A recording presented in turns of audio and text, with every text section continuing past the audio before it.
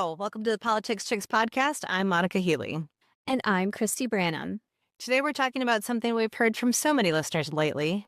I care deeply about what's happening, but I don't know what to do. Our guests today have helped answer that question for hundreds of people across the Twin Cities.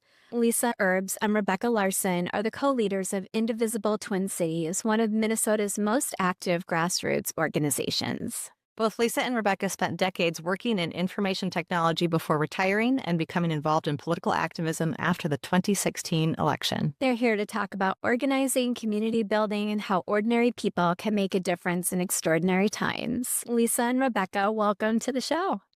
Hi, thanks for having us. Welcome, ladies. And in full disclosure, this is take 3 for our listeners because technology is great until it's not. So I think we have all of our technology bugs worked out, and we're glad to have you here again with us. Thank you, ladies. Thank you. Neither of you plan to become activists. So tell us about your lives before politics entered the picture. I'll go first. I in my life, I have tended to fall into things. So I was a history major in college, liberal arts. I fell into a career in IT. I just found that I had a knack for it. And so spent many years working for a large corporation, doing application support and managing people and projects and learning a lot about how you make things happen, which is a skill that has come in handy in my work in Indivisible Twin Cities. I have a similar background, although I don't have what was it, an English major? Yeah, history major. History major. I don't have that. But anyway. English minor. I actually studied computer science and got a career in IT as well, working mostly in cybersecurity. And I was a manager and led big groups and big projects, which again trained me really well for this kind of work that we're doing now. And so when Rebecca and I met, was when Indivisible Twin Cities was not even a thing yet. It was Indivisible St. Paul back in 2017. And that's when we started working together and kind of began our activism career, our reboot, so to speak, of what we were doing with our lives. I think most of our listeners are probably pretty civically engaged, but for anybody who doesn't know what Indivisible is, can you just give us an overview of what the organization is and what it does? Sure. Generally, we talk about Indivisible as a pro-democracy, anti-authoritarian movement. It started in 2017 by the married couple who are still the directors of Indivisible at the national level. But it is made up literally of thousands of grassroots chapters around the country. And each chapter kind of decides what it wants to do and how it wants to use its resources and spend its time. Within Indivisible Twin Cities, we have focused on legislative advocacy, trying to influence our elected officials to vote in the way we want them to. We support progressive causes and candidates. And so every chapter around the state and the country is doing something similar. And it's a way for people to plug in. We try to make it easy for people to find a home for their activism, because a lot of people, as you said in the introduction, they want to do something, but they're not quite sure where to go. And Indivisible especially has become a place for people to find a home and take action on a whole host of things. And that's really one of our main goals, is to give everybody who's interested a job to do. And part of that is rapid response, right? I mean, that is the immediate on the ground reaction to things. So let's just talk about the elephant in the room in the Minnesota 15. Last week, I believe it was Tuesday morning, that the arrests happened. We all in Minnesota just kind of woke up to a gut punch that the federal government was breaking down doors and seizing electronic devices and arresting people. They ultimately arrested 15 people last Tuesday. Why don't you walk us through that, and then what you two did as far as getting that rapid response off the ground? Well, like you said, we started hearing about it pretty early that morning. We were getting some Signal chats, some messages across Signal that some people were being arrested. And so basically, as more and more information was being revealed, we found out that the people that were being arrested were basically being charged with very similar, if not the exact same charges that the Broadview Six in Chicago were being charged with, conspiracy charges, efforts to hinder federal agents and perhaps cause harm. So there was a news conference that morning with Daniel Rosen, who's the lead prosecutor here in Minnesota. I would like to commend the media that were there, because they did a great job of asking really pointed questions about these charges. And one of the things that was brought up was any evidence they had that any agents were actually injured or harmed by protesters. And he did not have an answer for that. He kind of stumbled around with it a little bit. So once we kind of had the facts, we could read the indictment. We knew what they were doing, and at that point we knew who they had arrested, and a couple of people were familiar to us. And then it was a very quick turnaround to say, let's gather at the St. Paul Federal Courthouse, where they would be having their first hearing on Tuesday afternoon. And about 100 people, I think, showed up there, and it did not go well. Basically, the protesters were out front. They were chanting. They had bullhorns. They were doing kind of your typical things that you do when you're protesting. And they were holding the door open to the building so that the people in the courtroom could hear that they had support outside and that there were people there supporting them. And really, without any provocation, there's many videos out on social media that you can look at to see, but without provocation, they released canister, and then came out of the building with 3 or 4 big burly guys all in their costumes and started spraying people. Costumes. Well, right. Exactly. Well, it started spraying people, at point blank range, directly in the face. They actually did that to a friend of ours, and were kind of beating people up and throwing them to the ground. And our friend actually wound up in the hospital due to that altercation. And she was guilty of holding the door open, basically. So, it was a bad day. I would say it was very troubling to see that they are not giving up on us. They want to continue to try to intimidate the resistance here in the Twin Cities. They want to try to keep people from going out and exercising their freedom to protest or to speak out or to have, to say what they want to say against the administration. And right now we love this saying. It's from one of the Broadview Six, but basically the process is the punishment. They know these charges aren't going to stick. They know they're probably going to get thrown out. But the point of all this is to intimidate people into being silent, and we're not falling for it. I don't think anybody in Minnesota is going to fall for it. I think one of the most troubling things that I find in all this is that real law enforcement, trained law enforcement, is well-versed in de-escalation, right? And in all of these circumstances, repeatedly, there is no de-escalation attempts by ICE and DHS and Border Patrol. It is immediate 0 to 60, grab the cans of mace, grab the pepper balls, and attack the people rather than trying to calm things down. And you, as Indivisible leaders, have been trained in de-escalation, correct? That's part of your training?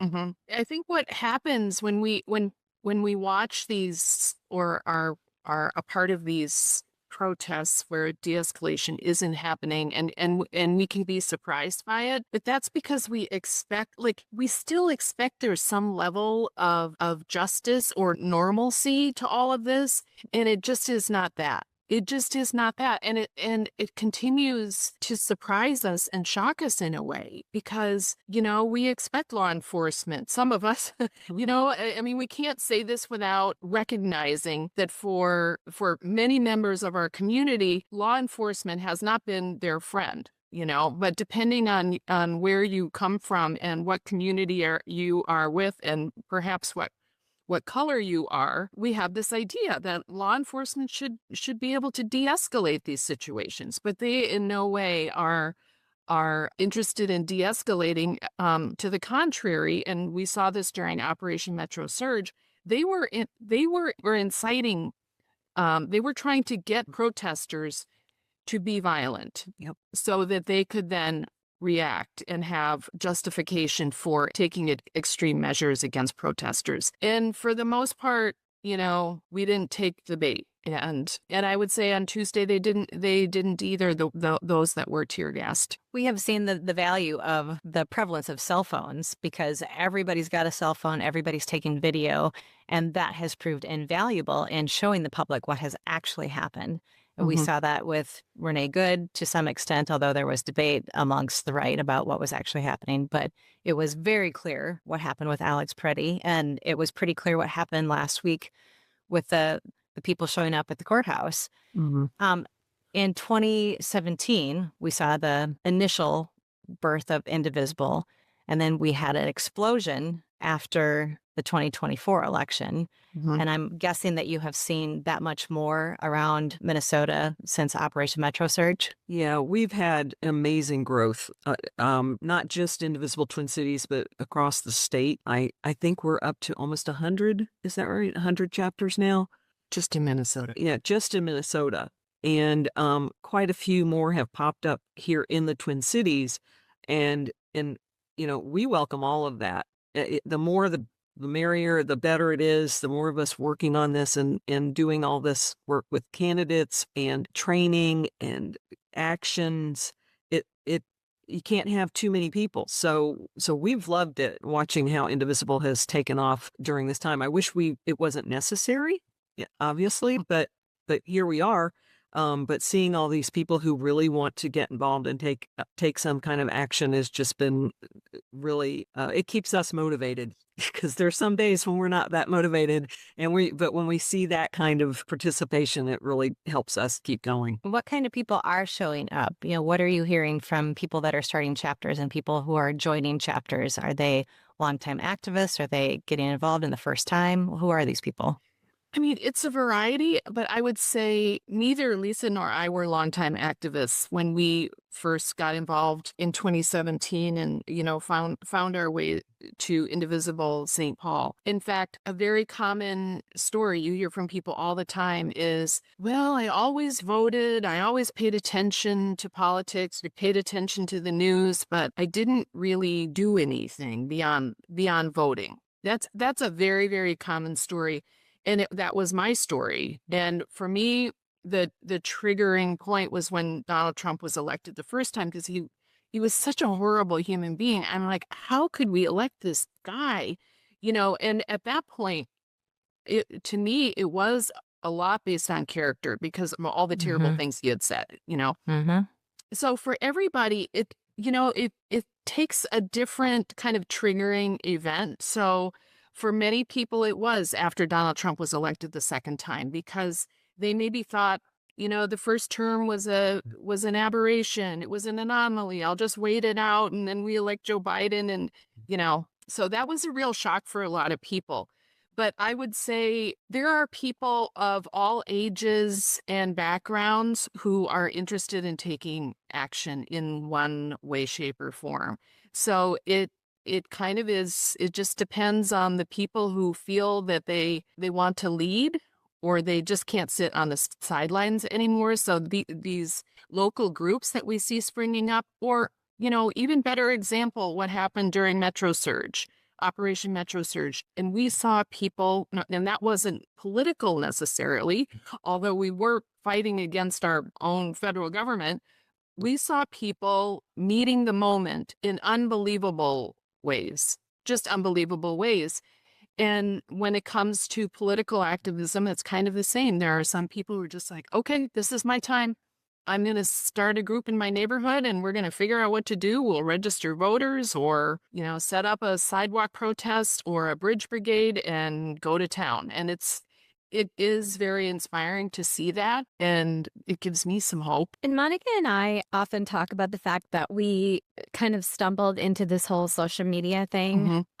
We're both in our mid-50s and did not anticipate that we would end up garnering a sizable following on social media and actually having this platform. But one thing that we notice across the board is that it's always the fucking women, right? Yes. It is. And when you go to, like, even our event that we held in the Twin Cities to help platform candidates and help with community mutual aid, the far and away, the age demographic that attended was middle-aged women. Yeah.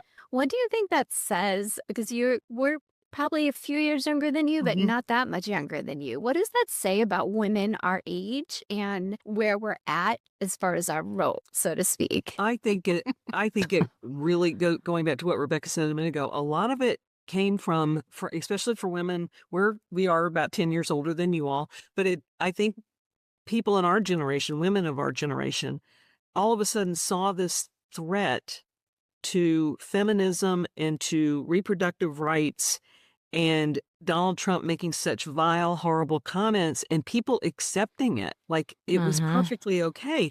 And we didn't fight all those years and to get, our rights. I mean, I can remember when my mother got her first credit card in her name in 1974, and Mm-hmm. she was so excited about that. And that's a kind of an unfathomable thing for people nowadays to think, what do you mean? A woman couldn't even get her own credit card? And so to come that far and then to have this misogynist asshole, excuse my language, Say it louder. yeah, So you can say it louder. denigrating women, I think that's what brought a lot of us out. We were just, that's why the Women's March was such a huge deal in 2017, was because we were outraged that this happened, that he was the person that people voted for. And they were like, okay with it. They were giving him his vote and saying, oh, this, okay, I can deal with this. No big deal. So I think that's why you saw this mostly female response to him, because we saw it too. We had many conversations where we were kind of like, where are all the men? Why are they not Mm-hmm. here? We did see it change, though, when Trump was elected the second time. And all of a sudden, we were getting men who wanted to join us to be a part of this, to look for things that they could do to help. And we're thrilled about that. We're happy to have them. We've had some really, really great new volunteers with us over this last year and a half and making great contributions. So we don't want them to go anywhere. They've been great. So I think, it's still probably more female than male, but at least there's good guys out there and they're fighting the good cause. Well, and I think it does to point out, the patriarchy is alive and well, right? And so Mhm. when you can see firsthand that your rights are being trampled on and that they are threatened, you're more apt to do something about it. But if you're a white man and you're basically in the power demographic, you may not feel that same threat in the same way. Maybe it starts to resonate when your daughters can't get an abortion or, something along those lines. So I think we're seeing that too, that for a lot of people, this time feels very different and the stakes are much higher. Anecdotally, I would say that I have seen some of the same. I can't even tell you how many protests I have been in the last 16 months. And it wasn't until January of this year where I started to see a prevalence of more men and louder. The protests in January and February in the Twin Cities were there were far more men there and far louder. The constant chants they were amazing. Yeah. Yeah. So kudos to the women for leading the way, and come on, men, let's get in gear. Yeah. Yeah. Get your asses in gear Well, because, and we talk about this all the time, and I'm sure Christy and Monica, you do too, that we also are living by examples that we have seen, especially from Black women throughout the decades, because they have been the ones fighting relentlessly. And when we talk about, well, how long is it going to take? Can't we kick him out of office already? These kinds of things where we expect maybe some quicker resolution to all these problems that we have. We remember that there have been fights for civil rights. There have been anti-war protests. There have been fights for voting rights, and people have come before us, and we feel like now this is our time. This is our time. And we interviewed Mark Legbold last week, and we had a discussion about white cisgendered men and how it's so rare for them to actually have to push back or fight for something because they rarely meet with resistance. It's people of color. It's people who are part of the LGBTQ community. It's women that have to push back. So for us, it's an automatic reflex, right? Where we see this injustice and we're like, hell no. That, yeah, if we give them an inch, they're going to take a fucking mile. But I think men are finally realizing, okay, well, they're coming for all of them. Eventually, they're going to get past them, and then they're going to be coming for me. And I think we're at that point right now, kind of like it's the end of the poem. Yep. Yeah. Yep. Exactly. Yeah. You were talking about the news cycle and how that can be relentless and feel relentless. And also, you brought up the point that the process is the punishment, right? This morning, did you guys see that a judge ruled on the indictment of Tim Walz and Keith Ellison, and he said that it was malicious prosecution? Yeah, I saw that. That was very hopeful Yes. for me. Yeah. I saw that and it was like a breath, like I could exhale, because a lot was riding on that, right? Do you guys want to talk about that a little bit? Yeah, I think one of the things that I have just been astounded by, and you think you can never be surprised again, with all the things that this administration has done over the years, but I still find it surprising how they have tried to weaponize our justice system. And, they bring these charges against people and they sue people and they, just all the things. And the courts mostly have been there on our behalf and throw things out that are not legal or, just seem like, okay, something's not working right here. You guys didn't follow the rules. You didn't do this right. You didn't bring the case correctly, whatever it may be. But I do hope that we all remember that we still have a really, really messed up Supreme Court. And so many times the Supreme Court has bended to him and given him exactly what he's wanted. Because frankly, I think this is exactly what the majority on the court, this is exactly what they want. This type of environment that we're living in and, where it's mostly white men in charge and they can rule however they want to rule. So, while the courts have been there for us most of the time, I think they will continue to be at the lower court level. I'm still really concerned about the Supreme Court, but I think, one of the things that we keep trying to tell everybody, that's why we call this an election like no other, because we must take control away from Trump and put some, not necessarily guardrails, but at least if you've got majorities in the House and the Senate, it's going to be a lot harder for him to get things done. He'll still do all his executive orders and just make a proclamation on X or in Truth Social, but it doesn't hold the same weight. And so getting the Supreme Court back into some semblance of normalcy is critical, and that's not going to happen if we don't take over those two branches of government. That's going to be Mitch McConnell's disgraceful little footnote in history, I think. Well, both the Supreme Court and his reluctance in impeaching Trump. Yeah. Convicting him. Yeah, exactly. Yeah, for sure. For those of us that are immersed in the news and very hyper aware, it can be pretty overwhelming. What are you hearing from membership right now? Are people feeling energized? Are they overwhelmed? Hopeful?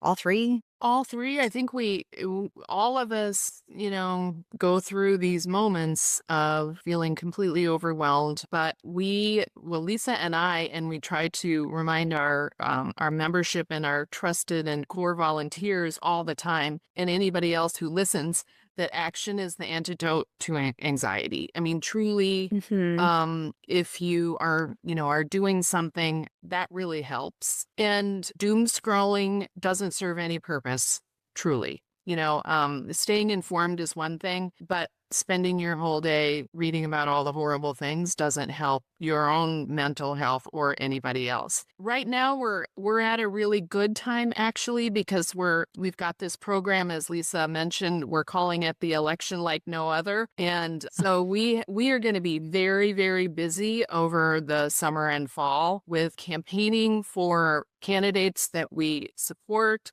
and also for doing a lot of things around election defense, which includes getting as many people to vote as possible. We're actually holding 2 trainings over the next couple of weeks on how to talk to disaffected, disengaged, and new voters.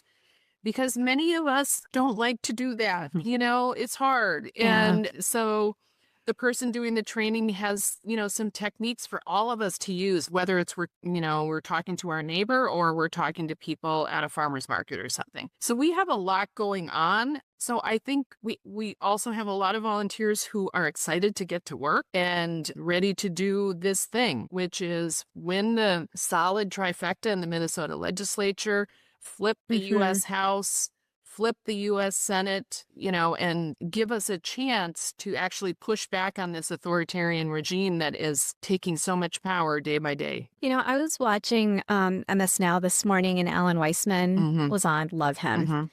And he made a very poignant comment that I think is appropriate to make now, just for our listeners, but also for you guys to think about. He brought up the confirmation process of Todd Blanche. Yeah. And in his mind, as a jurist and as an attorney, he almost sees that as the precursor to the election, how that confirmation goes, so the election itself could go. And what are some ways that the average person, because we don't all have an infinite amount of time, right? People work, they have their families, they've got their kids, they've got aging parents they need to take care of. In a situation like this, where this decision rests with the Senate, what can people do that won't take a lot of time for them to maybe help influence the outcome of that confirmation? Well, first of all, they can call their senators. And I realize that we have 2 DFL senators in our state who most of the time do the right thing. Looking at you, Amy Klobuchar, and make sure that they hear you. A lot of people have this impression that calling your representatives doesn't do any good, and that could not be further from the truth. They do listen, and they may not do what you want them to do, but they know what people are saying, and they track it. So I think that is probably one of the key things to do, and do it sooner rather than later. Do it every day. And just keep calling and saying, do not vote to confirm this person. And if you live in a state where you're represented by Republicans, it's even more important, because whether they follow what you say or not, they're going to get the message that their constituents are not in favor of this, and it's going to come back to bite them in November, especially if there's somebody who's trying to run for re-election. So, the key is to hold them accountable for their votes and let them know in November that you're not happy with how they voted for any of these nominees, whoever they may be. I'm going to chime in and say, don't just limit it to your lawmakers in your state. Yes. I regularly call Mike Johnson and John Thune. They're not in my state, but they are in great positions of power, and they need to be accountable to not just their constituents in their state, but to all of us. Yeah, and that's a good point, because we do tell people a lot of the time that you shouldn't call people who don't represent you, because they don't care what you think. However, that rule doesn't apply to people in leadership. So you're absolutely right that contacting leaders in both parties definitely should be done as well. Excellent. And Amy Klobuchar is on the Judiciary Committee, I'm pretty sure. So she'll have an opportunity to question Todd Blanche directly. Yeah. So stay on top of that. It's very important. In all of this bleakness and the darkness, what's giving you hope right now? DOJ is one thing that we can all agree on, or not the DOJ, but the ruling from the judge about walls. That was a hopeful thing today. And Larson. Yes. Yeah. I get hope from all the people who are stepping up to, take action in some way. Recognizing that the stakes are really high. It is hard to not get discouraged, to be honest. But all we can do is continue to fight for what we believe in, which is the right for everybody to cast their vote, which, human rights and civil rights, voting rights, all of that. And, we're going to keep going until we don't have any energy left. And it really does give me hope to see other people and like the two of you, seeing people use their voices and and have a broad reach, that gives me hope, but it gives lots of people hope. Because one of the main things, and we say this about protests all the time, or rallies, when people, especially, they say, well, Donald Trump doesn't care about no kings, well, no, he doesn't. It might bother him a little bit, in the privacy of his own home, who knows, but it does give hope to the people who are there, or the people even just watching from home. It's like, oh my gosh, I'm not alone. There are other people who are as scared as I am and who are motivated to make our country and our state better. That's what gives me hope. Yeah, I would just add one thing too, this goes back to, Christy, what you were saying about the court decision this morning, but it's when we do have victories, the victories should give us hope. And for example, we've done some work specifically on ICE concentration camps. And back in the spring, there was word out that they were going to try to buy a warehouse in Woodbury to repurpose as a concentration camp. And we got together with our group and a couple of other area Indivisible groups. We formed a team and jumped on that so fast you couldn't even believe it, and managed to fill the Woodbury City Council meeting where this was going to be brought up with, standing room only crowds spilling out into the parking lot. So many people showed up to say, no, no, no, we do not want this in our community. And it worked. It got shut down immediately. They did the same thing down in Shakopee, same results. We get those kind of victories. And so one of the things that I saw just the other day, I don't know that it got the attention it deserved, but under the leadership of Kristi Noem, DHS was running all over the country buying up warehouses at very inflated prices, by the way, trying to do it as secretly as possible. And now they've got all these warehouses, but they don't know what to do with them because they've had so much resistance, and not just in blue places like the Twin Cities, Oklahoma, Georgia, so many places where people are saying, no, you are not putting this in our neighborhood for whatever reason. And they're backing off, and now they're trying to get out from under these things. They want to try. We posted about that. I wonder if you saw it. Yeah. I think they were. See it, but now they're trying to get rid of them, give them away, use them for another purpose. They're losing money on them. Yeah. Taxpayer money, and a lot of those buildings were bought as favors to people who had donated to Trump's campaign, which should not go unsaid. Victory. I am, it's huge. And I guess Monica and I talk about this quite a bit between us, as far as empowerment. Right? Empowerment's not something you're given, it's something you claim. And a lot of people are, I think, who are not taking action, or who have that paralysis of not being able to get themselves to do something, need to get past that. There's not going to be like this, the sky's not going to open up and there'll be a message written in the clouds saying, today's the day you're going to get involved. No, you have to find that intrinsic motivation to do it, and understand that you have to take it yourself and claim it, and not wait for someone to hand it to you.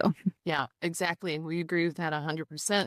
But everybody has a process that they go through in their own mind, and I think that and this is why we try to put the news in context as you're doing. We try to encourage people in a positive way to join our group and our work and the movement, because sometimes people need to be invited, and they just need to know that there is a place for them to participate. And sometimes it takes a while to find that place too. I think the organization is a great way to get people involved, because people sit at home and think, what can I do? And knowing that there is a chapter close to you, close to everybody all across the country, is huge, to know that that's a way to get involved.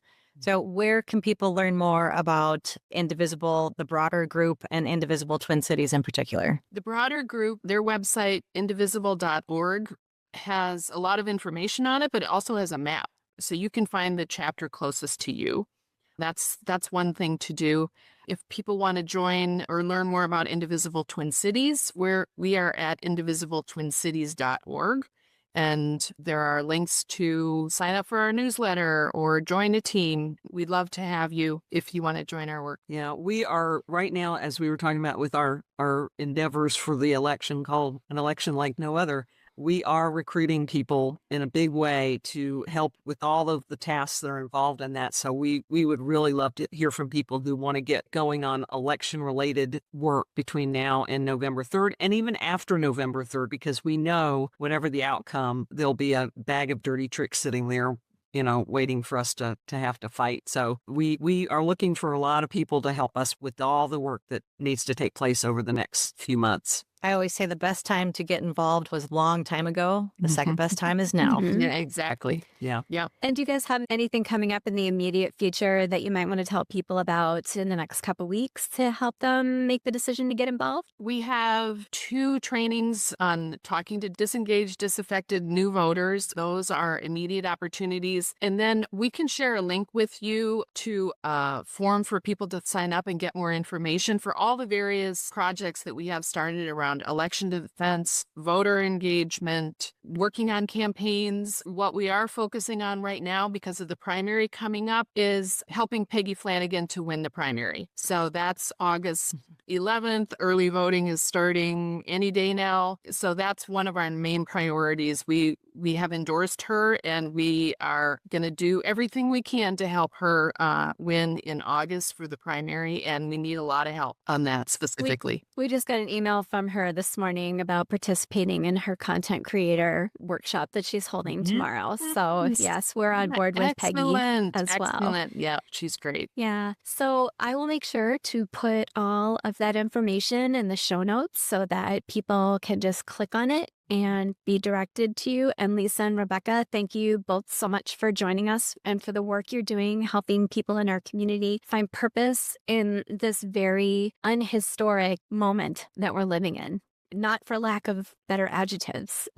So. Yeah, exactly. Well, thank you for your patience as we work through all of our technology issues. Yeah, thank you. And Thank for you also so much. all the work that you all are doing. It's really important.